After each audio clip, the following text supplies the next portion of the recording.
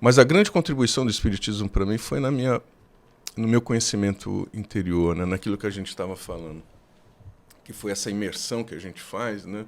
Dentro de nós mesmos, lá no famoso, né, Oráculo de Delfos, né, do Conheça-te a ti mesmo, e que Sócrates popularizou entre nós, e que contribuiu demais para mim, uma contribuição assim enorme. Eu falo às vezes nesses encontros que a gente tem que é um patrimônio que eu adquiro nessa encarnação e que eu vou levar ad eterno, né? Essa metodologia da reforma íntima que nos faz ver sempre nesse questionamento né, de conduta, de pensamento, né? Olhar aqui dentro, né, todas essas emoções, todas essas sentimentos, todos esses desejos, instintos que estão dentro de nós e que, de certa forma, querem nos manipular. Total. Quando a gente sai do piloto automático, aí você começa a ver um monte de coisa em relação a você. Fala, pô, e agora? Essa decisão aqui, eu preciso tomar e priorizar 100% o material. Mas eu não acho que a gente prioriza 100% do material, 100% do tempo, sabe? Rolava esse conflito? A questão corporativa ela é bem delicada, especialmente nós que somos cobrados em resultados. Exato. Então, você tem resultado para... Você está naquele ambiente, se você não concordar, você tem duas opções. E o resultado não é só para a empresa, né? O resultado é para todos da empresa, não é só para os acionistas, são também para os funcionários da empresa. O ecossistema, para todo mundo, né, que você precisa produzir. Então, a postura é diferente. Claro que a ética não pode ser alterada. Então, sim, o profissionalismo, a moral e a ética são atributos que não podem ser, em momento algum, né, vilipendiados. Você sai mais tranquilo, sereno, não tem medo de errar, não tem medo, sabe, de se expor, não tem medo de ser você. Não tem essa de eu colocar essa ou aquela máscara das conveniências, né, dos contextos sociais nos quais eu estou inserido. Não, você é você. Você é você. Porque você se conhece, você se domina, você sabe até onde você pode chegar, sabe os seus limites. Né? Porque também não vou dizer que se vier pisar aqui no meu calo eu não vou gritar, eu não vou reagir. Claro, nós somos humanos, né? Nós não podemos ser aqueles que vão colocar a Bíblia, ser aqueles, sem nenhum julgamento aqui, mas seres sem nenhum tipo de interação, né? Quando Jesus nos disse, dai a outra face, ele não falou para que nós fôssemos covardes.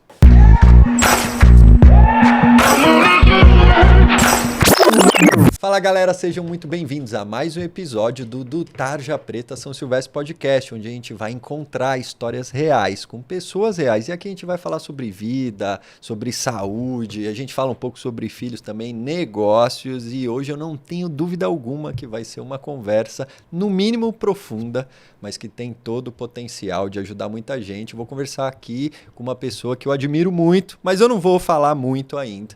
Antes disso, eu queria abrir uma informação contigo. Eu sei que ou você está assistindo aqui pela primeira vez ou está voltando para assistir um novo episódio e você ainda não se inscreveu no canal. E sendo muito transparente, é isso que ajuda a levar essa mensagem mais adiante. Então, antes da gente continuar, eu tenho um pedido para você. Por favor, se inscreve aí no botão de se inscrever no canal, segue se você estiver pelo Spotify, que eu não tenho dúvida que esse episódio pode gerar algum insight importante aí para você ou para as pessoas que você ama. Mas deixa eu falar do meu convidado. Ele é o filho da Juraci do Manuel, irmão da Vânia e da Ana Cristina. Ele é casado com a Ana, pai da Mariana, do Rafael e da Gabriela e avô do Pedro.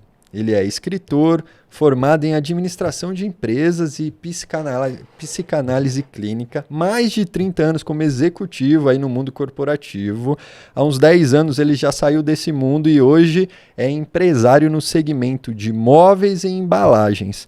Ele é fundador de um grupo que eu admiro muito também, chamado Movimento do Bem, há mais de 10 anos? Mais de 10 anos. Mais de 10 anos. E dono de uma oratória impecável, e a gente vai ter o prazer de ouvi-lo aqui. Seja muito bem-vindo, Francisco Abrantes. Obrigado. Muito obrigado, Marcelo. Muito obrigado pelo convite. Fico honrado de estar aqui com você nesse projeto que é fascinante, né? A leitura do livro e tudo isso que você acampou colateralmente ao livro, né?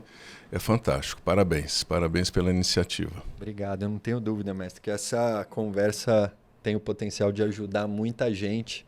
E eu queria começar com uma primeira pergunta, talvez um pouco mais profunda, até conectando um pouco com esse mundo da psicanálise, beleza? E a pergunta é a seguinte: por que, na tua opinião, as pessoas ainda vivem muito, muito mesmo no piloto automático? E olhando para a tua história, qual foi o momento ali que você despertou para isso e falou, cara, eu preciso fazer diferente? Boa pergunta, muito boa pergunta mesmo. Mas de modo geral, genericamente falando, né, para que a gente não incorra em erros, o piloto automático ele está muito relacionado com o conjunto que te envolve, né, com todo o contexto. A gente está inserido sociologicamente falando, né, num contexto que vai nos dominando e a gente vai caminhando, né, conforme a banda vai tocando, e isso vai nos envolvendo. As metas, os objetivos, os compromissos vão nos tocando e a gente vai, né, nessa bola de neve que vai se criando, né, deixando a vida levar e vai vendo a banda passar e vamos mais reagindo, sendo objetos de todo o processo do que agindo e sendo sujeitos de todo o contexto, né, da nossa história. E tudo isso acaba, se a pessoa não tem um momento de despertar, ela acaba levando a vida dela assim para o resto da vida, sempre reagindo. Reage ao alheio, reage ao externo. Quer dizer, se a pessoa está bem-humorada, você fica bem-humorado. Se a pessoa está mal-humorada, você fica mal-humorado. Se a pessoa não te cumprimenta, você não cumprimenta, e aí já entra naquele... ela não me cumprimentou porque comprou esse carro novo, porque comprou aquela camisa nova, porque está com isso... Já entra no processo de julgamento. Você já começa a julgar, e pior ainda, você julga e já condena. Não vou mais falar com ela, não quero mais papo com ela, né? Todas essas coisas, e crava ali uma sentença que alguém sabe melhor do que eu. Temos plateia hoje, né? Temos plateia. Eu trouxe minha advogada hoje. Já crava uma sentença ali, não vou falar mais com ela. Aí não cumprimenta mais a pessoa. E aí fica a outra também, ela não me cumprimenta, e fica dois bicudos um do lado do outro, e sempre reagindo no piloto automático. E acaba ficando duas histórias ali apartadas, né, distantes uma da outra. Sim. O grande lance de você, às vezes, o meu em particular, né, eu estava nessa caminhada, né, não sou diferente de ninguém, e acho que a maioria de todos que estão nos ouvindo hoje, né, está talvez nesse piloto automático, ligado nesse piloto automático. Acho que a grande sacada para mim foi ter descoberto o Espiritismo, ter descoberto as escolas de aprendizes do Evangelho, ter entrado nesse processo do conheça-te a ti mesmo, da metodologia da reforma íntima, tão difundida e tão incentivada dentro da doutrina espírita. Conhecer isso daí, olhar para dentro, identificar essas forças que coabitam dentro de nós, me fez realmente, me deu aquele clique inicial para o despertar. Você fala muito bem nisso daí, né? Inclusive gostei do termo que você fala, que é com dor, né? Não é o autoconhecimento, e ele gera essa dor porque tem rupturas. Primeiro tem você quebrar todas essas paredes que pelas conveniências sociais e individuais você acabou construindo em torno de ti para te proteger, inclusive, né? Total. Para te proteger. Então, o primeiro processo, você fala disso, né, da desconstrução. Temos que nos desconstruir, né? Crenças, valores, todas essas coisas que nos amarram a conceitos.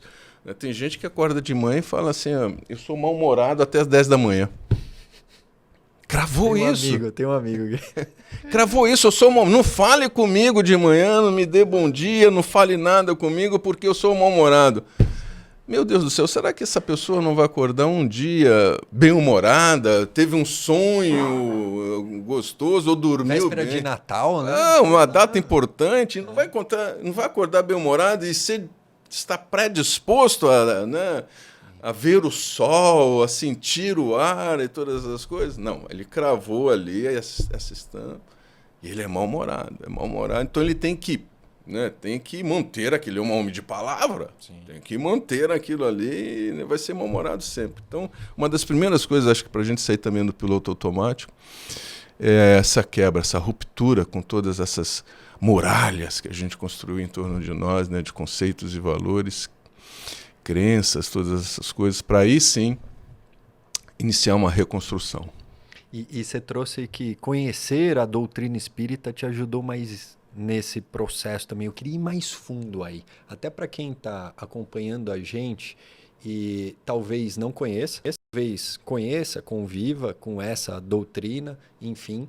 E eu acredito também que procurar um ambiente que te faça pensar, que te traga um ponto de vista diferente, seja qual for a religião, o grupo e tal, já vai te ajudar nesse processo. Mas eu queria ir mais fundo no espiritismo.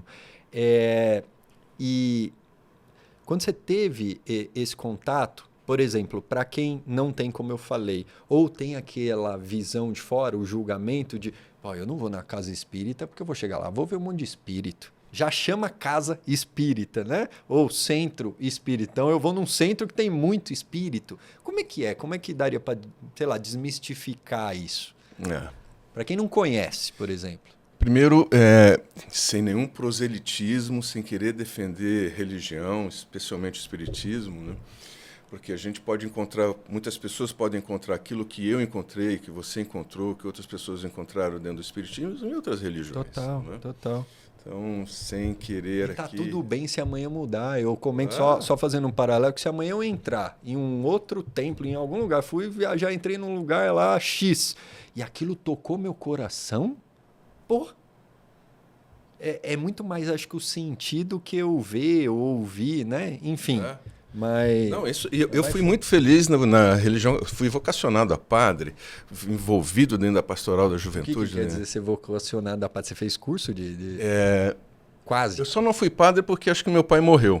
É mesmo? Senão eu teria sido, porque aos 17 anos eu perdi meu pai, arremo de família, ia com 3 mulheres em casa, minha mãe e 2 irmãs, mais novas, acabei assumindo o papel... parecido com o que você fala no livro, né, de ser passei a ser o homem, literalmente o homem da casa. Depois da minha casa, inclusive, todos os cachorros eram fêmeas, né? Tinha 2 cachorras e eram fêmeas. Então eram 3 mulheres, mas teve o Bareta. Eu esqueci do Bareta, que foi um cachorro da minha infância, a minha infância e adolescência. Mas fui muito envolvido dentro da Igreja Católica, né? Mas depois que eu descobri o espiritismo, me despertou uma outra coisa. Mas não me prendo também exclusivamente ao espiritismo, né? Eu gosto do xamanismo, por exemplo. Não talvez dos rituais, mas a ayahuasca me faz abrir novas percepções. Legal. Gosto de voltar na Igreja Católica, por exemplo, de cantar. Eu sou com essa minha voz assim, a hora que eu abro a voz lá na frente, sou expulso do coral, né? Já fui expulso do coral. Tanto esse talvez seja o grande problema para eu tocar violão, porque eu estava lá na adolescência, todo mundo tocando violão, até às vezes tiro alguns acordes, mas a hora que eu abri a boca, meu... Pessoal, não, vai. É melhor você ficar lá no outro lugar, lá, faça isso, faça aquilo. Já escuto isso das crianças hoje. Sei bem. Pai, fica só no pano de fundo aí, né? Isso, fica no apoio, contra a regra, faça isso, faça aquilo, mas olha, deixa que a gente toque aqui, né? Então, mas eu vou hoje, gosto de ir, eu ia muito para o Pará, até por questões profissionais, e lá eu ia lá na Igreja Católica, lá cantava aquelas músicas antigas ainda, que me trazem memórias. A música tem esse poder, né, então me trazem memórias importantes. Só um comentário, eu estava falando para a Clarissa ontem, voltando do jantar, eu falei, no espiritismo tinha que ter música, mano. Falta música. Porque música mexe com o estado e tal. Aí virei pra ela e falei, vamos numa missa? Não em algum culto, domingo? Ela, mas por quê? Por causa da música. Aí ela, não, mas eu quero por causa da música. É só a música. Marcelo, eu tenho um projeto que se chama-se Evangelicanção. Olha aí. Evangelicanção seria um encontro de 1h30, como é o padrão dos encontros do Espiritismo, mas onde nós cantaríamos. Pegaríamos um capítulo do Evangelho segundo o Espiritismo e ali encaixaríamos músicas ali. Boa. Tenho todo o projeto, tenho todas as músicas, tem um playlist já disso daí. Já tem um participante, um ajudante. Só não podemos cantar pelo jeito. Eu garanto. Nós só não podemos cantar, né? Eu posso gerenciar o projeto se você quiser. Tá convidado. Agora cantar, não. Nem eu. Boa. Mas... para quem não conhece. Bem, o Espiritismo, ele abriu portas para mim, né? Assim, não só portas do entendimento interior, mas também na minha capacitação, assim, né? Eu fui fazer a primeira palestra, assim, de pública, até então eu tinha um medo terrível de falar em público, né? Fiz um curso dentro do Espiritismo e depois acabei dando 14 cursos desse. Estou esperando abrir um novo, né, Mas então também me capacitou, vamos dizer assim, para a vida, para a comunicação, para eu poder me expressar melhor. Mas a grande contribuição do Espiritismo para mim foi no meu conhecimento interior, né, naquilo que a gente estava falando, que foi essa imersão que a gente faz, né, dentro de nós mesmos, lá no famoso, né, oráculo de Delfos, né, do conheça-te a ti mesmo, e que Sócrates popularizou entre nós e que contribuiu demais para mim, uma contribuição assim enorme. Eu falo às vezes nesses encontros que a gente tem que é um patrimônio que eu adquiro nessa encarnação e que eu vou levar ad eterno, né? Essa metodologia da reforma íntima que nos faz ver sempre nesse questionamento né, de conduta, de pensamento, né? Olhar aqui dentro, né, todas essas emoções, todas essas sentimentos, todos esses desejos, instintos que estão dentro de nós e que, de certa forma, querem nos manipular. Total. Né? Quantas vezes nós somos manipulados pelos nossos instintos, pelas nossas emoções, especialmente emoções de raiva, emoções, né, mais fortes, que tentam fazer com que a nossa conduta reflita aquilo que a gente está sentindo. Então, quando a gente para analisar que eu posso ter as rédeas, não posso, às vezes, também ser um túmulo de emoções e não ter nenhuma expressividade, claro, mas eu posso controlá-las de certa forma, eu posso, de certa forma, ter as rédeas e me autocontrolando, que é o que você fala do autocontrole, né? Sim. Então, isso é uma contribuição inestimável que eu tenho pela doutrina espírita, além de me abrir, né, a questão da mediunidade, né? Se passar um elefante espiritual na minha frente, eu não vou ver. Pode passar um rinoceronte que quiser, que eu não vejo nada. Né? Mas tenho as sensações, tenho as percepções que muito contribuíram para mim. É um encontro de amigos, fraternos, né? Eu vou semanalmente, não vou com compromisso de trabalhar, de ser voluntário, eu vou lá porque eu gosto de encontrar as pessoas, de ter, né, aquela relação ali, né?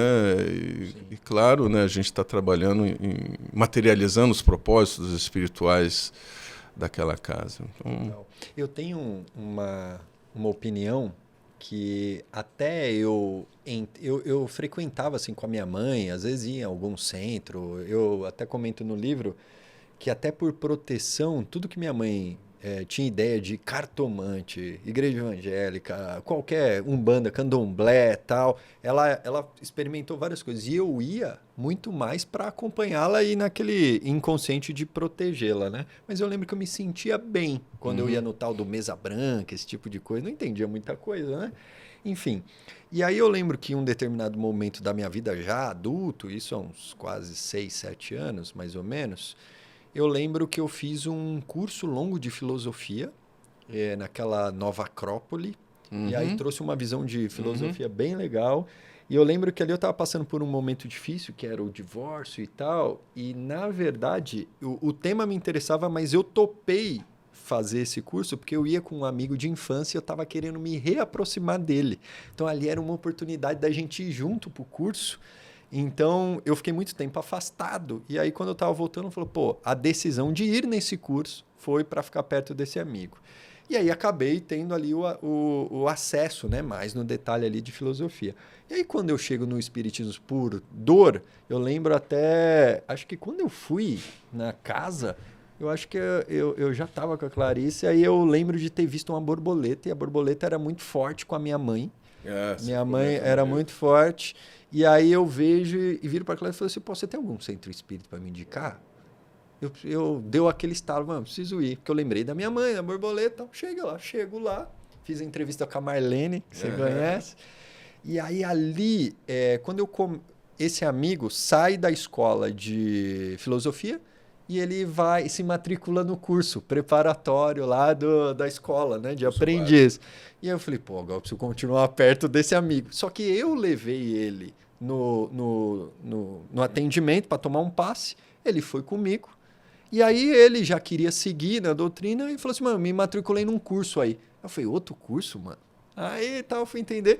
Por querer ficar próximo e ter me sentido bem, eu falei, vou me matricular nisso também. E aí quando eu me deparo com aquela tríade de filosofia, ciência e espiritualidade ali, religião, eu falo, caramba, era o que eu estava não conseguindo conectar em outros ambientes. Eu já frequentei quase todos.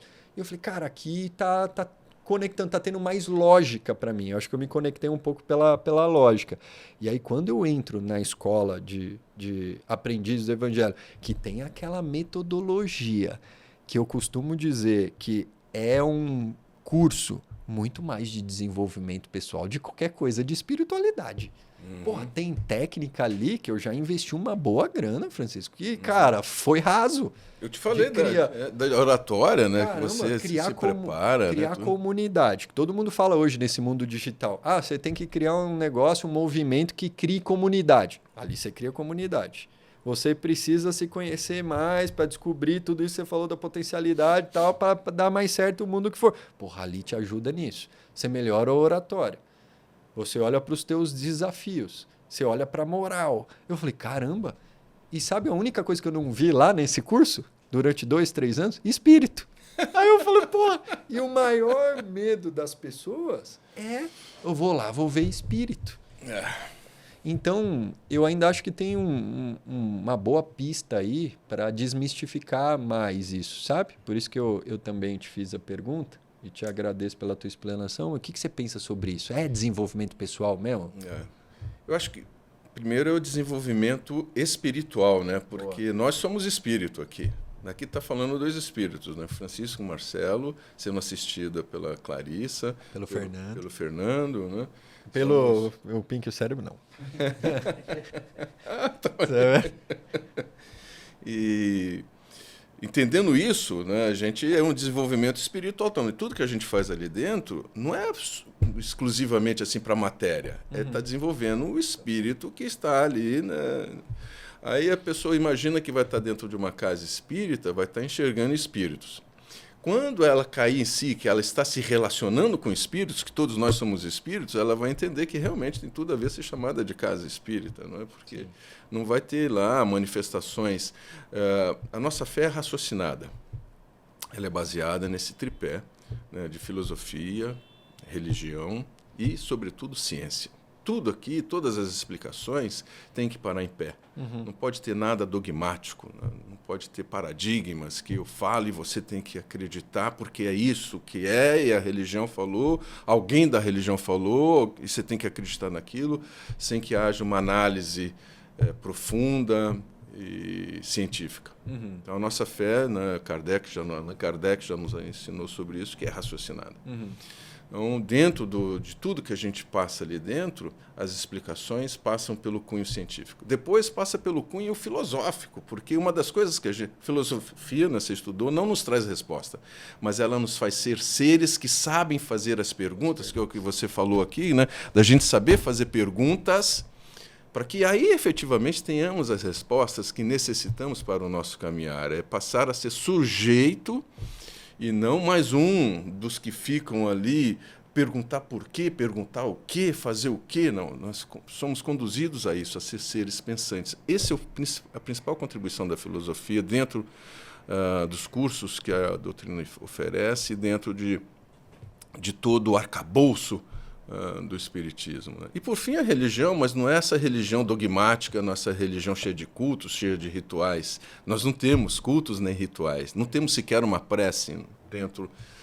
Respeitamos muito a prece ensinada por Jesus, que é o Pai Nosso, mas não é uma prece obrigatória dentro de nenhum encontro nosso. A prece é a prece sentida. Aliás, eu costumo falar lá dentro que tem que chegar uma hora que a gente não precisa, especialmente se estamos num grupo bem homogêneo, já de encontros, especialmente dentro das câmaras, que não precisa fazer preparações. Aliás, há preparações que, olha, não é um tema aqui, mas somente a intenção de estarmos dentro daquele grupo já basta, as energias já se conectam. Não precisa estar ninguém ver. Dia a dia, né? Não precisa estar ninguém verbalizando que precisa ir para aquilo, para lá, ou na fazer mão em tal lugar. Não precisa de nada disso. Conectou-se, né? Se puder dar as mãos, formar uma corrente, já, olha, é o necessário para ali. Às vezes uma preparação verbalizada pode até atrapalhar toda essa harmonização. Mas é isso que nós temos ali dentro, não é? Toda uma questão energética. E aí, os espíritos quem são? Somos nós. Sim. Casa espírita que está ali. Não é? Claro que é assistida toda, né, por uma pleia de trabalhadores, né, missionários, né, que estão ali para auxiliar no tratamento. E o tratamento muito mais Marcelo, de você para com você mesmo. Ninguém ali é libertado se não quer se libertar. Você está trabalhando hoje nas câmaras, né? Eu já tive a oportunidade de trabalhar ali em todas as câmaras ali, no P3B, por exemplo, onde a gente trabalha desobsessão. Muitas das vezes tem o que a gente chamava na época de obsessão reversa. Não é uma obsessão que está tendo do plano espiritual, de algum espírito para com o assistido ali. É o contrário, o assistido com pensamentos persistentes, com tendências depressivas, ansiedade, com um monte de problemas que fica persistentemente, não é? Puxando aquele tipo de influenciação. Né? Nós somos energia pura, né? Nossa aura ela se expande ou ela se retrai de acordo com os nossos sentimentos, com tudo aquilo que a gente falou de crenças e valores. Né? Então ele fica ali, ele fica puxando aquilo ali e fica, sabe, mantendo aquilo ali consigo. Né? Então, e ele faz com ele mesmo, né? Então, para se libertar, precisa querer primeiro. Né? Total. Precisa ter não só o desejo, mas precisa ter o empenho também. Né? Quando se fala que o autoconhecimento tem que ter dor, se a pessoa quer mesmo se libertar, se a pessoa quer mesmo ter uma vida livre, né, de todas essas amarras, não só sociais, mas também espirituais, que tentam nos prender, ela tem que passar por um processo, né, iniciático e constante de desconstrução. Tem que estar sempre se desconstruindo, tem que estar sempre buscando algo novo, né? Tirando aquela... Tem um exemplo de roupa velha, de tirar a roupa velha que está lá, que já está meia coisa, para abrir espaço para uma nova, senão seu guarda-roupa... Ontem eu vi um videozinho rápido conectado com o empreendedorismo, e era alguém que não era do empreendedorismo, mas estava falando, né, fazendo essa analogia com os negócios e com a vida, que se você não está crescendo, você está morrendo. Se o teu negócio não está crescendo, ele está o quê? Está morrendo. Porra, se você não está crescendo como pessoa, moralmente, na saúde, você está morrendo. A natureza é assim, por que com a gente ia ser diferente? Eu falei, porra, faz sentido isso aí. Para em pé. E às vezes a gente se questiona, eu já parei para me questionar, eu falei, pô, por que toda hora eu tô... E para mim chega a ser quase uma obsessão de desconstruir para construir de novo. Então, qual que é a minha próxima versão? Pô, eu preciso evoluir como versão. Aí eu falo, pô, mas será que eu não estou exagerando muito nisso? Aí eu escuto algo assim, eu falei, cara, mas eu concordo com isso aqui, porque se eu não estou crescendo, talvez às vezes você tem que equilibrar. Eu vou crescer mais nessa área da vida. Pô, essa aqui está deixando um pouco a desejar, então eu tenho que voltar um pouquinho. Tenho que descansar também. Mas, pô, você não está crescendo, você está morrendo. Qual que é a tua opinião em relação a isso? Excelente. Para mim faz total sentido isso daí. Se a gente não está no processo ascendente, estaremos no... Porque o estabilizar também é parar, é descendente, é um processo descendente, né? É parado, já. Eu fiz um comentário aqui no seu livro, não sei onde que está, mas você fala do TPSS, né? E o TPSS tem muito a ver com o que nós já comentamos no curso, que é a onda. Nós somos uma onda. Tá bom. A onda tem a crista e tem um vale. Tá bom. A crista e tem um vale. Então, para mim, nessa analogia, o vale, que é a parte de baixo, seria o TP. Tarja preta, ali, momento tarja preta. Tarja preta. E a crista seria o SS, que é a São Silvestre. Sim. O que é essa da onda, né? A onda, toda onda ela é composta de crista e de vale. De crista e de vale. Então, se eu estou na crista, qual que é o próximo vale? Eu passarei pelo vale. E se eu estou no vale, qual que é o próximo passo da onda? É a crista. Não é? E assim sucessivamente, a nossa vida ela é composta de cristas e vales, cristas e vales, cristas e vales. Se eu sei então que é assim, quando eu estou na crista, o que eu tenho que fazer? Ganhar musculatura, me preparar preventivamente para que quando eu for para o vale, que é inevitável, eu consiga ir mais rapidamente, voltar mais rapidamente, ou ir, né, de que estamos andando para frente, para a crista. Total. E se estou na crista, vou dizer assim. O grande problema disso tudo, Marcelo, infelizmente pessoas que são mais susceptíveis, estão mais fragilizadas a tudo isso daí, porque são acometidas das doenças da alma, né, que é especialmente a ansiedade e a depressão, que depois a gente pode falar um pouco sobre isso, elas acabam delongando o vale por iniciativa, é o tal da tempestade em copo d'água. Acabam delongando o vale desnecessariamente. O vale que era para ser um momento e voltar novamente para a crista, delongam por murmúrios, por reclamações, por complexos de inferioridade, por não se achar capaz, pela depressão, pela ansiedade, por um monte de coisa, né? E delongam esse vale, às vezes infinitamente. Mas para que a onda ande, tem que voltar para a crista. Às vezes tem, então, aquele momento em que ela subitamente vai para a crista, porque a onda tem que andar, vai te jogar para a crista. Só que chega na crista, ela não se acha merecedora daquilo. Chegou ali na crista, fica às vezes perdida. Não tem um pertencimento. Nem contemplação, nem nada. Né? Fica perdida, não se acha, pior ainda, não se acha merecedora de ter aquele momento de felicidade, de ter aquilo, patrimonialmente falando, de ter aquilo, sabe?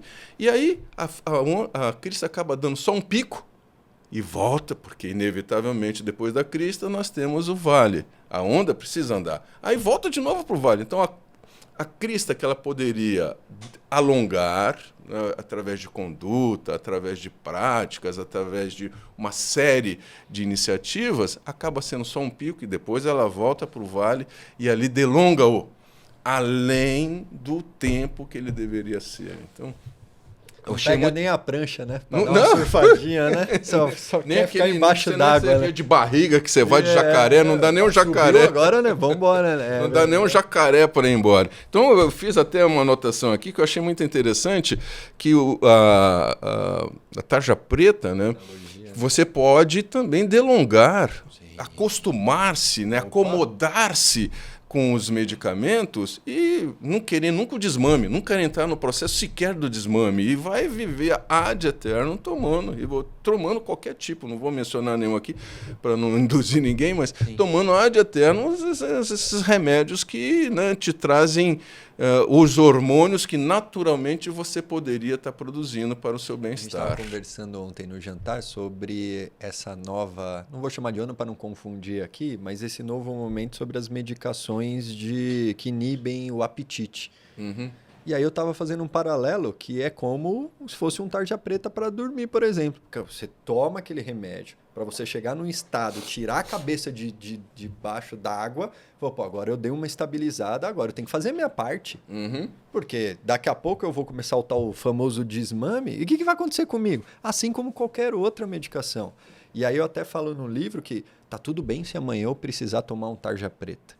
Mas desde que seja, olha, eu sei que eu vou começar, eu vou me estabilizar, assim como eu tomo um Dorflex para dor. Hora que parar a dor, o que eu tenho que fazer? Cólica renal. Tomei um Buscopan, parou a dor, ou com dor mesmo, vai até o pronto-socorro e resolve, pô. Enquanto eu não começar a tomar água, por exemplo, nesse exemplo, não vai resolver. Muda de conduta. Muda hábitos, a alimentação, diminui o sódio, enfim, qualquer coisa. Vai na causa, não é? Vai na causa. E aí, e tá tudo bem, precisar voltar, mas tem que ser consciente por um tempo determinado. E aqui eu não estou falando do tempo do médico. Não, você vai tomar por X meses e tá tudo certo. Não, é o meu. Qual que é o meu compromisso comigo mesmo? A partir do momento que eu consigo... Mas aí você trouxe um ponto que até eu me coloco nesse lugar que eu tive, sei lá, eu não digo benefício, mas a gente tem alguma validação nesse momento tarja preta também, que é aquilo que você falou de eu ter uma validação do externo, eu às vezes me sentia na minha imagem que eu não era visto, e aí se eu estou sofrendo, as pessoas estão me escrevendo para perguntar se está tudo bem. Então, se a gente não fica atento em relação a isso, você acha que você está inconscientemente sendo mais cuidado, mas na verdade você está se afundando mais. Você está dependendo do externo, né? Enquanto você depender de feedbacks do externo para orientar, evidentemente nós não podemos nos fechar numa coxa, não é? Total. Mas a mudança, o autoconhecimento, a transformação interior, ela tem que ser de dentro para fora. Eu não posso vestir uma máscara da conveniência porque você deseja, porque alguém deseja, ou porque a sociedade, né, ou eu espero isso daquele, desses inputs, né, que posso estar recebendo. Uhum. Se eu estou nessa vibe, não adianta.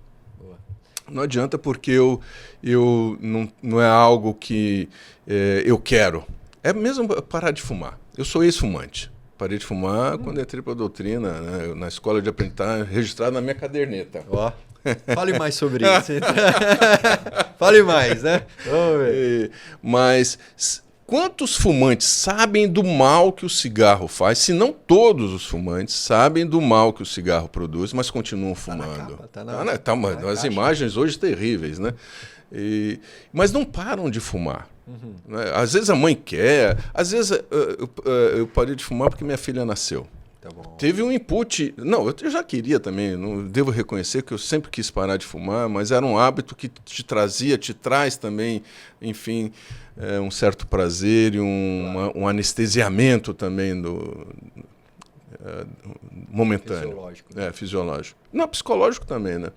Mas se você não quiser, se não for uma decisão sua de dentro para fora, e se você não tiver predisposto a sofrer, não adianta, você não parará de fumar. Minha mãe quis que eu parasse de fumar, eu parei por causa da minha filha nasceu. Mas no primeiro estresse emotivo que você tiver, no primeiro estresse que você passar, qualquer que seja, o clique, né? Você voltará para aquilo dali e ali é o momento de você... Então, você tem que estar preparado, né? E tem que ser uma decisão de dentro para fora, para essa transformação, para você mudar. E aí, no caso do medicamento, eu estou muito confortável tomando aqui esse tarja preta, está me trazendo serenidade, tranquilidade, felicidade, mas não é você. Estou perdendo peso com esse outro. Tô atingindo todas as... elogio, né? Isso, o externo está, né? O externo está... Pô, como você está bem? Não é você. Enquanto você não tiver o autocontrole, enquanto você não estiver senhor, não estiver com as rédeas, enquanto você não for sujeito, eu toco muito nessas duas forças antagônicas, sujeito e objeto, né? Sujeito e objeto. O que você é? Sujeito ou é objeto da sua história? Marionete, né? Na mão desses marqueteiros que tentam nos induzir a consumir. A gente entra no shopping, antigamente a gente entrava no shopping, só tinha o cheiro das sandálias melissas. É verdade. Você lembra disso? Sim. Você passava aquele cheiro de tutti-frutti delicioso, que você era induzido. E aquela musiquinha assim, né, falando, devia falar assim, e você, né? Hoje não, hoje você entra num shopping, nós somos conduzidos, né? Essa loja tem esse perfume, essa outra tem aquele perfume, sabe? A estratégia de marketing para te induzir ao consumo ali de imediato, né? O consumo que esqueci o nome agora, que é chamado o consumo que você compra sem pensar, Bem, eu lembro depois. Mas nós somos induzidos a isso daí, né? Antes de chegar ao shopping, né? Na rede É, social mesmo, no trânsito, é, em casa, por tudo, você né? já As chega... propagandas, né? Olha, diz que a Coca-Cola tem uma musiquinha que fica... Brincadeira, né? Não vou trazer isso aqui, mas nós somos induzidos ao consumo deliberado, né? E se nós não sairmos dessa onda de marionete, né, e trazendo para a nossa vida, nós seremos conduzidos pelo alheio, pelo externo, questões ingerenciáveis que estarão nos... Sabe? Eu não consigo gerenciar o externo, não consigo gerenciar o contexto social, tem um monte de coisa que pode estar acontecendo. Eu estava vindo para cá agora, passo numa rua de feira, no trajeto para cá que o GPS fez, né? Uhum. Eu falei, e agora? Aí dei uma volta, caiu de novo na rua da feira, né? Quer dizer, o externo, né, tentando o contexto, me influenciando. Falei, nossa, se eu venho atrasado, já estava aqui já desesperado, né? Porque não, mas aí tive que buscar outras alternativas. E a gente encontra, né? Se nós estamos preparados para isso daí e predispostos. Tem que haver. Né? E atentos. E aí você trouxe o ponto do marketing, conectando com isso que a gente falou, da moral, do que a gente aprende na doutrina e tudo mais. E aí eu tenho uma pergunta para ti, porque em alguns momentos eu já até me questionei assim, falei, pô, deixa eu entender qual que é o caminho aqui, né? E com os teus mais de 30 anos como executivo no corporativo e agora empreendendo, teve algum momento, arrisco que sim, mas como que você lidou do tipo, cara, preciso tomar uma decisão aqui que eu preciso priorizar o material do meu negócio. E aí, em algum momento entrou algum conflito de, pô, mas eu também estou aqui, enfim, estou resumindo, nesse mundo aqui para ajudar o próximo. Então, vou te dar o exemplo aqui do podcast. Eu não tenho dúvida que a conversa que a gente tem aqui e que eu falo no livro tem total potencial de ajudar as pessoas. Mas aqui a gente tem que pagar a luz, tem que pagar o aluguel. E aí, muitas vezes, o nosso pensamento vai para o material, ainda mais quando você está à frente de um negócio ou com uma equipe. Como é que você lidava com esses... Rolava esse conflito para ti, assim? Pelo menos no começo, ali, quando você entrou para... Porque quando a gente sai do piloto automático, aí você começa a ver um monte de coisa em relação a você. Fala, pô, e agora? Essa decisão aqui, eu preciso tomar e priorizar 100% o material. Mas eu não acho que a gente prioriza 100% do material. 100% do tempo, sabe? Rolava esse conflito? A questão corporativa, ela é bem delicada, especialmente nós que somos cobrados em resultados. Exato. Então, você tem resultado para... Você está naquele ambiente, se você não concordar, você tem duas opções. E o resultado não é só para a empresa, né? O resultado é para todos da empresa, não é só para os acionistas, são também para os funcionários da empresa. O ecossistema, para todo mundo, né, que você precisa produzir. Então, a postura é diferente. Claro que a ética não pode ser alterada. Então, sim, o profissionalismo, a moral e a ética são atributos que não podem ser, em momento algum, vilipendiados, não podem ser negligenciados, não podem ser esquecidos em momento algum. Então, se você está no meio corporativo, você tem que tomar decisões. Inclusive, eu tenho um livro que eu falo sobre liderança nisso daí, que é um livro, o primeiro livro que eu lancei, que foi Gerenciamento de Facilities e Properties, e eu tenho um capítulo voltado para liderança. E falo de alguns tipos de liderança, e o importante nisso daí é você imaginar que a sua liderança tem que ser baseada no exemplo. Eu não posso aqui, faça o que eu falo, mas não faça o que eu faço.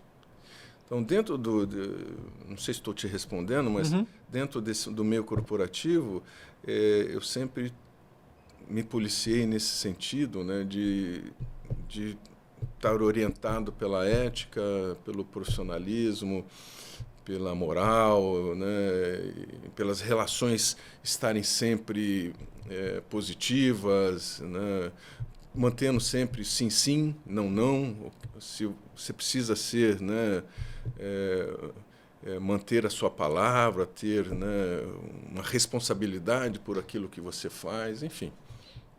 Então, eu nunca tive nenhum conflito, vamos assim dizer, do ponto de vista de que eu estou fazendo alguma coisa aqui dentro do ambiente corporativo que eu não faria Da tua própria empresa. Que eu não faço hoje na minha empresa, ou que eu não faria dentro da doutrina espírita, dentro do que eu estou aqui, entendeu? Porque me pautei sempre por isso. Não vou dizer que eu nunca fui assim, tive uma ou essa conduta, mas eu me policio muito no sentido de que eu tenho que estar com esses tripés aqui muito bem fortalecidos dentro de mim, não importa onde eu esteja, para que eu não tenha problema com a minha caderneta. Caderneta, para quem não sabe, é onde a gente tem um roteirinho, né? Onde a gente anota ali quando a gente sai um pouquinho da casinha. E aí tem lá, né? Algumas. Mas é melhor você ir lá conhecer, que não vou dar. É uma ferramenta, da metodologia de reforma íntima. Nos orienta bastante. Sim. E que não vem espírito falar na tua orelha, não vem escrever para você, é pura ferramenta mesmo, assim. E uma pergunta que eu já fiz aqui, Francisco. Você está há 10 anos empreendendo com toda a tua experiência no corporativo, essa questão da liderança que vem de estímulo da doutrina ali também, da ética e tudo mais. Empreender no Brasil realmente é foda, como a maioria das pessoas fala? Não é para principiante. Não é para principiante, na verdade. Empreender no Brasil, com todos os custos, né? Com todas as obrigações acessórias, não é fácil. Não é fácil mesmo. Eu acabei chegando no ciclo da minha vida em que, né, eu acabei chegando no C-Level de uma empresa americana e o espaço acabou ficando restrito e uma oportunidade acabou surgindo para eu empreender. Eu fui empreender, para você ter uma ideia, no Pará, na floresta amazônica, comprando uma terrinha lá para minerar, e de lá eu comecei todo esse processo, né? Eu ficava direto no Pará, enfim, com mineração. Acabei depois vendendo aquilo lá para uns clientes que eu tinha lá, uns clientes chineses, e aí vim para São Paulo de novo e acabei também empreendendo algumas coisas aqui e focando agora mais em madeira destinadas para o setor mobiliário e o setor de embalagens. Tá bom. Mais focado em mobiliário do que em embalagem. Tá bom.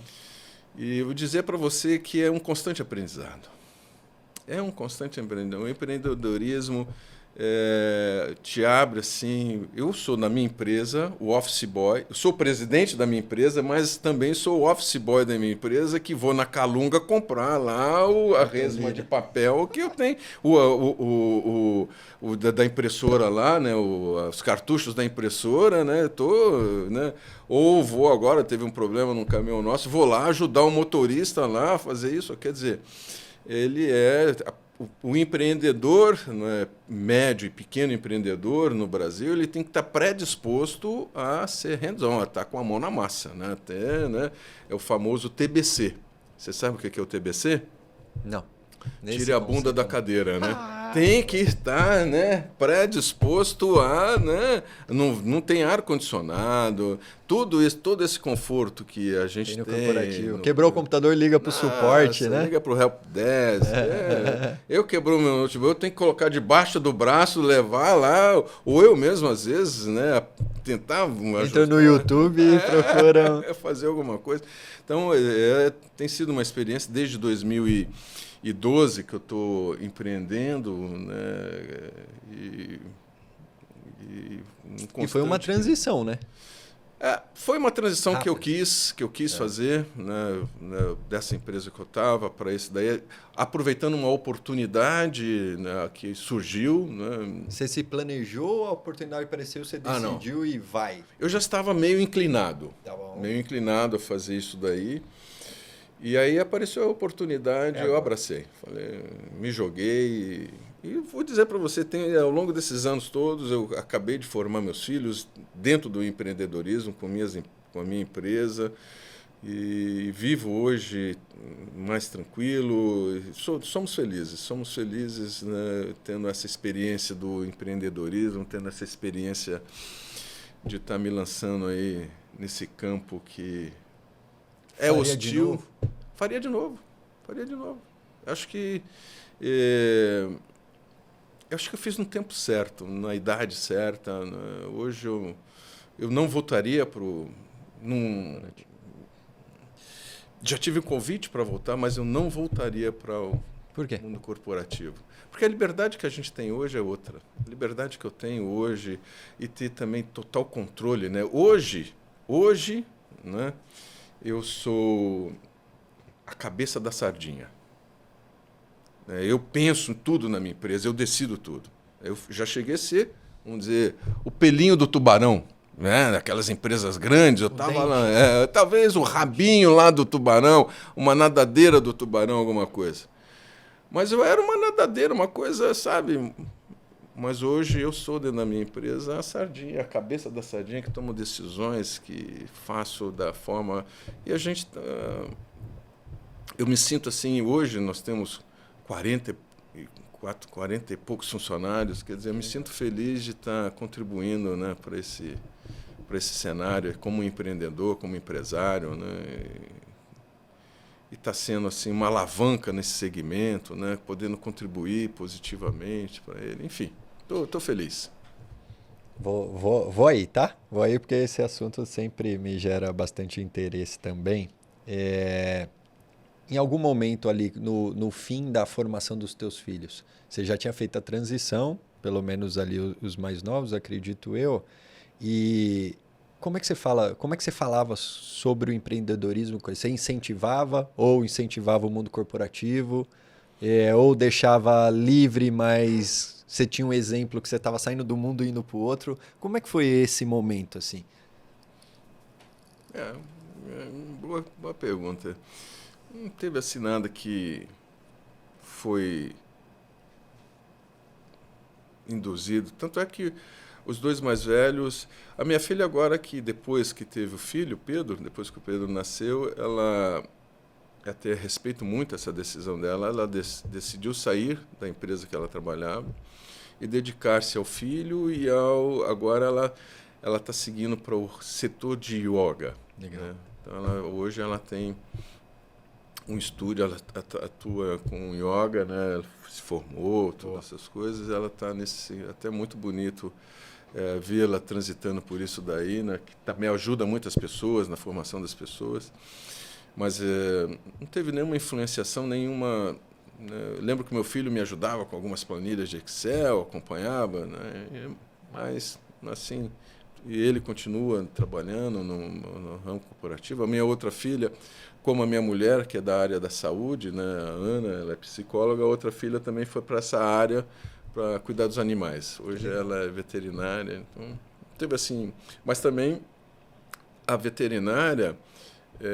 acaba sendo um profissional independente, né? Como os médicos são, Sim. né? Sim. E não tem vínculos É a própria empresa ali também, né? Empresa, acaba sendo ela. Sem dúvida. Tem o próprio CNPJ ali na maioria das vezes. É. Né? Agora com esse MEI, né? Eu não sei se ela é MEI, agora é uma pergunta, não sei se ela é. Mas, talvez tenha algum registro. Mas ela tem uma empresa, ela abriu uma empresa agora. E tem um outro empreendimento que rola no paralelo, assim, ao mesmo tempo, que é o Movimento do Bem, né? Movimento. E esse, podemos entrar aí nesse grupo também? O que é o Movimento do Bem? Interessante. O Movimento do Bem, ele nasceu dentro do Grupo Fraternidade Cristã, que é a casa que nos acolhe na doutrina espírita. Tá bom. O que acontece dentro da doutrina espírita? Para você trabalhar numa casa espírita, você tem que estar fazendo um curso de aprendizes, né, da Escola de Aprendizes do Evangelho, para você trabalhar ali na recepção. E se você quiser trabalhar nas câmaras, você já tem que ter passado pelo curso de médiuns. Mas muitas pessoas vão para a casa espírita e não quer fazer curso ainda, quer só ficar lá, ou começa a fazer algum curso, não se adapta por causa de horário, por causa de um monte de coisas, e fica no meio de um limbo, porque tem disposição, tem interesse de ajudar, mas não está habilitada dentro dos protocolos da casa ou da doutrina. Tá bom. E aí, dentro desse contexto, nós temos uma atividade lá que é Vivências Doutrinárias dentro da casa, acabou surgindo a ideia de, então, nós abrirmos um espaço para essas pessoas que estão no caminho, que ficam no caminho das escolas de aprendiz do Evangelho, que não estão preparados por N circunstâncias, não conseguiram seguir adiante no curso, e para aqueles também que estão dentro da doutrina ali, conhecendo a doutrina espírita, mas não estão dentro do nenhum curso, mas têm predisposição de ajudar, de trabalhar, de fazer alguma coisa. E aí foi que então nós abrimos o Movimento do Bem para essas pessoas, com o intuito de agregar essas pessoas para trazê-las, né, para alguma atividade de voluntariado, né, para deixarem de ser só assistidos e começassem a ter também a oportunidade do trabalho. Né? Tanto é que o nosso slogan é: o amor é o que o amor faz, é trabalho, é arregaçar mangas, né? Independentemente da habilitação, da capacitação, da formação, é arregaçar mangas. E também ele se abriu, que aí depois outras pessoas, um convida o outro, né? Ele se abriu também para ser um fórum de encontro de várias religiões. Nós temos lá umbandistas, nós temos evangélicos, nós temos nós da doutrina espírita, nós temos pessoas de várias vertentes religiosas. Né? Então, acabou sendo também um fórum que acolhe pessoas de todas as vertentes religiosas, sem nenhuma bandeira, sem levantar nenhuma bandeira, para que todas tenham oportunidade, no campo do trabalho, voluntariado, no campo do exercício do amor ao próximo, poder arregaçar as mangas e estar trabalhando. Então, esse é um que a gente faz. Que tipo de trabalho que tem lá? Nós, quinzenalmente, nós preparamos a refeição para o pessoal ali que chegou a ser a segunda Cracolândia. A Cracolândia acabou em São Paulo, foi, né, descentralizada, né, que é ali na região do CEAGES. Então, nós levamos marmitex ali para o pessoal, levamos kit higiene, levamos cobertores, levamos água e mais o marmitex, além do acolhimento, né, emotivo, né, que é o mais importante. Né? Tudo isso a gente leva, mas ouvir, conversar, interagir. Olha, são 10 anos do Movimento do Bem. A gente encontra crianças que, hoje, jovens que eram crianças que estavam lá, né, porque tem uma comunidade ali perto. Uhum. Nós adotamos também a comunidade do Maitá, onde a gente realiza algumas atividades. Acabamos de realizar lá a Páscoa do Bem, semana passada. Fizemos uma semana antes da Páscoa, porque os voluntários têm compromissos familiares, uhum, né, e acabam viajando, para que todos pudessem ter a oportunidade de participar. E fizemos a Páscoa, vamos ter agora já a nossa tradicional feijoada, que a gente arrecada fundos para depois realizarmos, então, o Dia das Crianças e o Natal do Bem, e depois a ceia do bem com o pessoal de rua, que a gente faz na época do Natal, lá, a ceia do bem. Tudo isso a gente junta um dinheirinho e também vamos nos ajudando ali, né, as pessoas que precisam, né, com alguma iniciativa ou outra. Já distribuímos cestas básicas nas comunidades. Adotamos uma outra comunidade também, que é a comunidade Brahma, ali na Anhanguera, ali na divisa de São Paulo com Osasco. Enfim, vamos atuando né, de acordo também com os braços, porque também não adianta você estabelecer metas ousadas, né? Metas que você acaba não atingindo, né? Então a gente vai de acordo com que os nossos braços vão alcançando, né? Você conhece aquela meta pau de sebo? Não. Muitas empresas, muitos departamentos e muitas empresas acabam estabelecendo a meta pau de sebo dentro das suas áreas. A meta pau de sebo é aquela que você não vai atingir nunca. Você conhece o pau de sebo nas festas juninas? Você pode colocar o que você quiser lá em cima. Pode colocar que vai escorregando, vai, passa cera naquilo lá, sei lá o que passa alguém. Ninguém vai atingir nunca aquilo ali. Então, nós somos muito pé no chão. Não tem meta pau de sebo, tem a meta que é possível atingir, que a gente consegue, né? E estamos com um grupo muito bom, um grupo de fraternos amigos ali, pessoas camaradas, que a gente se encontra com prazer, né? Aquilo que eu falei, eu vou para o centro, eu não vou para o centro pensando que eu vou trabalhar. Eu vou para o centro, claro, com compromisso de me doar, ali preparado, né? Psiquicamente, psicologicamente, fisicamente preparado também, mas eu vou lá para encontrar amigos, né? Estou no grupo Fraternidade Cristã, comecei na doutrina desde 94. Você acabou de isso que você está falando é uma desconstrução grande para construir algo diferente, principalmente para quem é de lá e vai ouvir. Muito bom. O grande compromisso que a gente estimula nas escolas de aprendiz do Evangelho é abrir novas frentes de trabalho. Né? Total. Então, eu estou predisposto a ser convidado por aquele que quiser abrir uma casa nova, né? Não posso eu tomar iniciativa, senão tiro a iniciativa de alguém, né? Mas quem tiver a iniciativa, pode contar comigo. Não sei. E é um movimento muito bonito mesmo. A gente frequenta e as crianças frequentam e eles têm um amor. Você viu assim, como que foi, né? Pô, eles têm a camisetinha e falam, pô, vamos lá e tal, e ajudam. Então, para quem está assistindo também, a gente vai pode deixar aqui o site para a gente divulgar, a feijoada e tudo mais. Vamos fazer um barulho aí.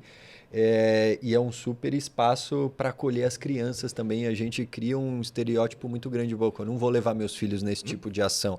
Claro que tem alguns cuidados, principalmente à noite e tal, mas o quanto que a gente recebe de amor e acolhimento também dessas pessoas que vivem nas ruas, né? É muito louco.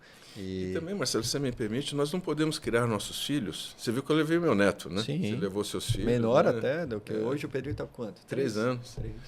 Mas nós não podemos blindá-los, né? Exato. Desse contato social, né? Dessa realidade que a gente tem. Então, sensibilizá-los de que existe uma outra realidade. Sim. É importante, especialmente em São Paulo, né? São Paulo, que é essa metrópole que tem várias ilhas, né?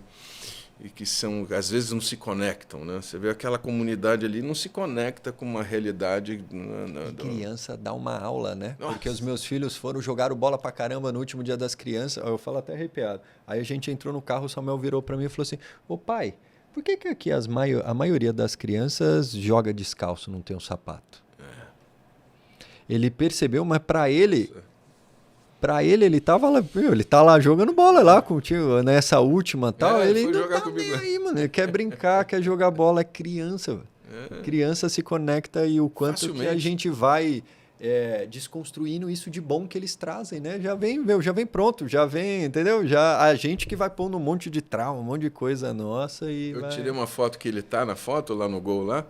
E o meu neto, Pedro, tá de mãos dadas com outro rapazinho lá que estava lá. É uma coisa assim... eles ensinam muito. É uma coisa singela, simples, sem paradigma, sem preconceito, né? Sem nenhum tipo de julgamento. É uma coisa muito... Ele perguntou curioso, ele falou, mas por quê? Por que eles não têm, né? É muito louco. Mas o futebol rolou solto. Pô, eu ficaria aqui umas 3 horas. Ó, a gente já tá há quanto tempo, Fê? Barbaridade. 1h e 9 minutos. Exatamente. 59? Vai dar 1 minuto. Então deu agora. Porque aqui tem que ser pontual, hein, Clarissa? Tem que começar meio-dia. Aqui é a disciplina? Não. A Clarice falou, tem que começar no horário e acabar no horário. Aprendeu as 3 virtudes que a gente tem no... Quais são? As 3 virtudes? Vai. A primeira é disciplina. Tá bom. A segunda é disciplina. E a terceira é disciplina. Boa. Gostei. Eu sempre gosto de fazer essa pergunta aqui, e eu sei que você vai fundo. Se você pudesse dizer um livro que ajudou você a enxergar o mundo de forma diferente, eu sempre gosto de indicação de livro aqui, e pode ser um treinamento também, um curso. Olha, eu tenho um livro que eu gosto, tem vários livros, né? Mas tem um livro que me ocorreu, você falando assim, já me veio à mente, que é O Ócio Produtivo, de Domênico de Masi. Nossa, é um livro que faz com a gente pensar em balancear as nossas vidas. Não é? Porque às vezes eu quero ser muito bem profissionalmente, mas não sou bem na família. Né? Não sou, às vezes eu quero ser muito bem aqui e acolá, mas não sou bem ali. Então, esse ócio produtivo também nos liberta, para que a gente nos alerta, para que a gente tenha o nosso momento de fazer nada. Não quero fazer nada, não, sabe? Não tem que ter compromisso, não tem que ter compromisso religioso, não tem que ter compromisso profissional, não tem que ter compromisso familiar. Eu não quero fazer, quero ficar na cama hoje, eu quero, sabe? Ócio produtivo, né? Mas ele também nos alerta para esse balancear. Me ocorreu esse livro aqui agora, não sei falando com você. Deve ser alguma coincidência. Não deve ser para eu comprar e ler. Não, é só uma Ela tá rindo ali, tá até Plena vermelho. Páscoa, né? Em plena Páscoa, esse homem aqui, né? Sábado, Exato. né? E ela fala assim, outro dia ela virou pra mim e falou assim, tá vendo? Essa ideia boa aí que você tá falando que você teve num momento de ócio criativo, você lembra disso? Por isso que eu tô olhando pra ela ali. Nada por acaso, né?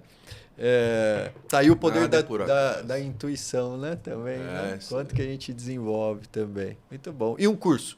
Treinamento?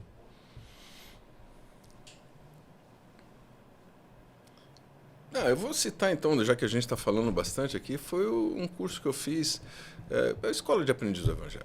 Esse é um divisor de águas na minha vida, imagino na vida de muitas pessoas. É uma imersão profunda no seu eu, sabe? É um convite enorme para conhecer-te a ti mesmo, né? Parece que a gente está sempre falando disso, mas né? Quem se dedica, quem se empenha, quem realmente mergulha de corpo e alma nesse curso, sai dele uma outra pessoa, né? Te faz ver além daquilo que você está imaginando aqui, você testa outras possibilidades, aceita outras, né? Eu começo esse curso trazendo uma música do Raul Seixas, né? Que eu canto maravilhosamente para todo mundo dentro, né? Quando você está ministrando lá. Eu canto, eu dou uma palhinha para todo mundo lá, vai né? ter que dar aqui agora, vai. Aquela assim, olha com essa voz maravilhosa, com a entonação, né? É assim, eu prefiro ser essa metamorfose ambulante do que ter aquela velha opinião formada sobre tudo o que é. Aí eu não. Ei, Fernando. Mas eu prefiro ser isso, né? Eu vou cortar.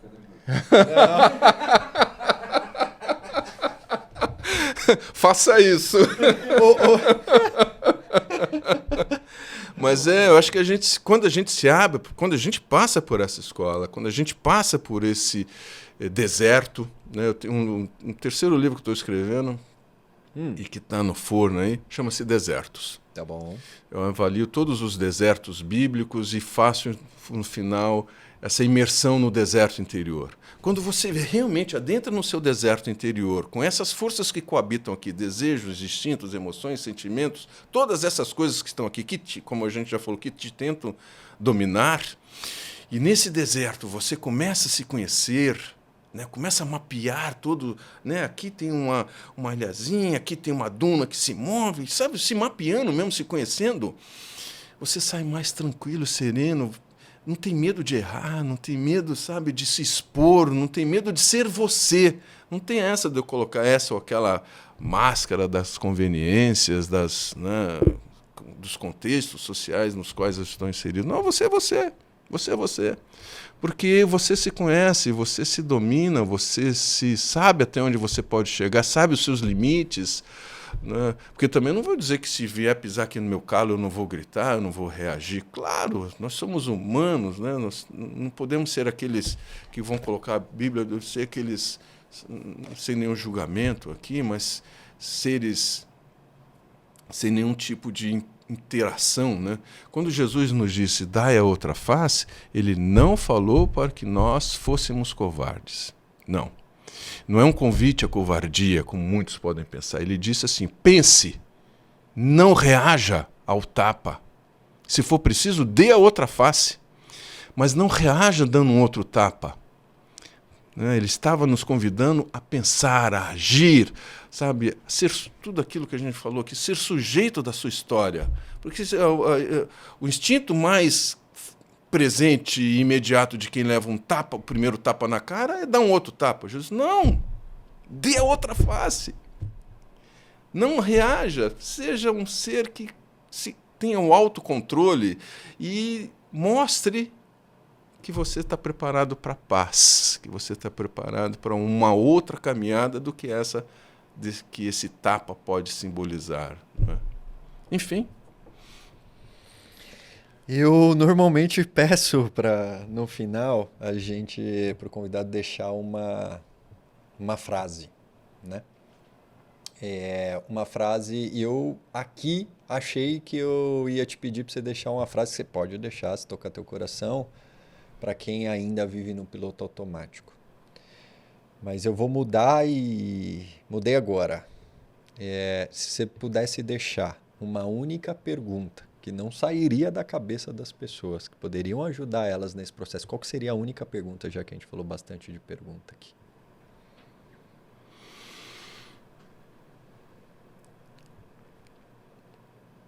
Quem sou eu? Quem sou eu? Se nós realmente perguntarmos, fizermos essa pergunta profundamente, quem sou eu? Pode ter algumas incógnitas por aí. Pode ter algumas incógnitas. E às vezes você não se surpreender com a resposta. Quem sou eu? É uma boa reflexão de Páscoa. Né? Mas se você me permite, eu gostaria de deixar aqui 2 frases de 2 filósofos que Com a gente certeza. Até tem 3. muito. Deixa 3 para arredondar. Vai. Que citando Sócrates, do Oráculo de Delfos, que a gente falou, e Nietzsche, né? Que um complementa o outro. Conheça-te a ti mesmo e torna-te, de Nietzsche, torna-te quem tu és. Conheça-te a ti mesmo. Né? Faça esse mergulho profundo. E ao fazer esse mergulho profundo, vem aí Nietzsche dizendo para nós, torna-te quem tu és. Na verdade, na essência, sem as máscaras das conveniências. Isso aí. Sensacional. Pô, obrigado. Eu que agradeço imensamente pelo convite, pelo espaço, por fazer parte desse teu projeto, um projeto bonito, maravilhoso. Parabéns, parabéns mesmo. Acho que você está contribuindo. A leitura do livro, recomendadíssima, recomendadíssima. Ela, especialmente para as pessoas que estão passando por esse momento do vale, né, do Tarja Preta, auxilia bastante ao encorajamento. Não vai auxiliar a sair, mas vai auxiliar a encorajar, a tomar a iniciativa de buscar auxílio, buscar ajuda e encontrar a saída. Parabéns, parabéns mesmo. Vindo de ti é uma honra. Obrigado mesmo. Valeu. Tamo junto, parabéns. E ó, quando sair o lançamento do outro livro, por favor, volta aqui. São 2 livros que então, vão sair talvez simultaneamente. Volta 2 vezes, então. O Desertos e que é um livro que está sendo uma intuição enorme, que é a Experiência de Quase Morte. Aquele que você perdeu o capítulo? Isso aí, eu te comentei isso daí. Né? Não, o que eu perdi o capítulo foi do Deserto. Ele não está pronto ainda, porque eu perdi, né? Eu não sei o que eu fiz. Ou foi, eu também teve um capítulo que isso. Então volta 2 vezes e conta dos 2. Vai ser bom demais. Muito bom. Obrigado pelo espaço.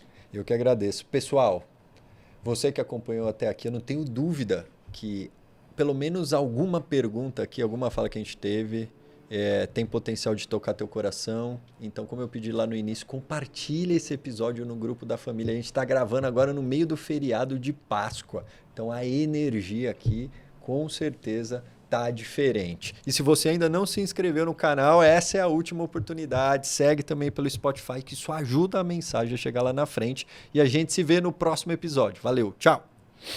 Muito bom mesmo. Passou rápido, hein?